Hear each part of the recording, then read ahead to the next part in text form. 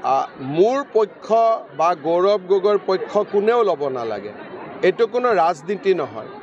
তিনিটা প্ৰশ্নৰ উত্তৰ দিব লাগে চিধা, বেকা বেকি নকৰাকৈ, যে গৌৰৱ গগৈ বা কংগ্ৰেছৰ এজন সাংসদে পাকিস্তানত 15 দিনৰ বাবে গৈছিল নে নাই, আৰু এই 15 দিন পাকিস্তানত যাওঁতে তেওঁ কাক কাক লগ পালে, যদি গৈছে এইখিনি কথা অসমৰ মানুহকতো জনাব লাগিব। দ্বিতীয়তে, তেওঁৰ পত্নীয়ে চাকৰি কৰে ভাৰতত, দৰমহাহে পাকিস্তানত, তাৰমানে পাকিস্তানৰ এজেণ্ট হ'ল নে নাই, এই কথাটোতো আমাক জনাব লাগিব। দ্বিতীয়তে, তেওঁৰ ল'ৰা ছোৱালী দুটা নাবালক, আৰু তেওঁৰ ল'ৰা ছোৱালী নহয়, এইটো তৰুণ গগৈৰো নাতি নাতিনীয়েক, তেওঁলোকৰ নাগৰিকত্বটো কি? এতিয়াতো নিজে ঠিক কৰিব নোৱাৰে নাগৰিকত্ব কি, দেউতাক মাকে ঠিক কৰে। গতিকে যিজন দেউতাক মাকে যদি নিজৰ ল'ৰা ছোৱালীক ভাৰতীয় নকৰে, তেওঁৰ নৈতিকভাৱে অসমৰ পৰা সাংসদ হ'ব পাৰিবনে নাই? আৰু সাধাৰণ নাতি নাতিনীয়ে নহয়, তৰুণ গগৈৰ নাতি নাতিনীয়ে অসমৰ ৰাইজৰ জানিব অধিকাৰ আছেনে নাই, এই তিনিটা কথা তেওঁ জনাই দিয়ক, আৰু বাকী নজনা কথাখিনি ছেপ্টেম্বৰ মাহত মই জনাই দিম।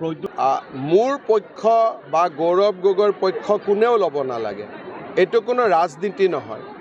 তিনিটা প্ৰশ্নৰ উত্তৰ দিব লাগে চিধা, বেকা বেকি নকৰাকৈ, যে গৌৰৱ গগৈ বা কংগ্ৰেছৰ এজন সাংসদে পাকিস্তানত 15 দিনৰ বাবে গৈছিল নে নাই, আৰু এই 15 দিন পাকিস্তানত যাওঁতে তেওঁ কাক কাক লগ পালে, যদি গৈছে এইখিনি কথা অসমৰ মানুহকতো জনাব লাগিব।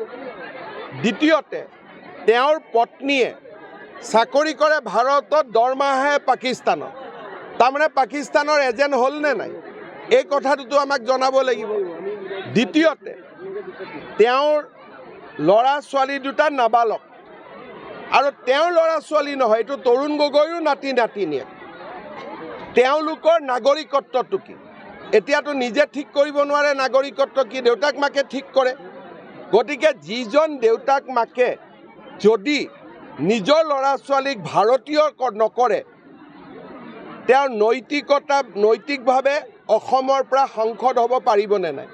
আৰু সাধাৰণ নাতি নাতিনীয়ে নহয়, তৰুণ গগৈৰ নাতি নাতিনীয়ে অসমৰ ৰাইজৰ জানিব অধিকাৰ আছেনে নাই, এই তিনিটা কথা তেওঁ জনাই দিয়ক, আৰু বাকী নজনা কথাখিনি ছেপ্টেম্বৰ মাহত মই জনাই দিম। মোৰ পক্ষ বা গৌৰৱ গগৈৰ পক্ষ কোনেও ল'ব নালাগে। এইটো কোনো ৰাজনীতি নহয়। তিনিটা প্ৰশ্নৰ উত্তৰ দিব লাগে চিধা, বেকা বেকি নকৰাকৈ, যে গৌৰৱ গগৈ বা কংগ্ৰেছৰ এজন সাংসদে পাকিস্তানত 15 দিনৰ বাবে গৈছিল নে নাই, আৰু এই 15 দিন পাকিস্তানত যাওঁতে তেওঁ কাক কাক লগ পালে, যদি গৈছে এইখিনি কথা অসমৰ মানুহকতো জনাব লাগিব। দ্বিতীয়তে, তেওঁৰ পত্নীয়ে চাকৰি কৰে ভাৰতত, দৰমহাহে পাকিস্তানত, তাৰমানে পাকিস্তানৰ এজেণ্ট হ'ল নে নাই,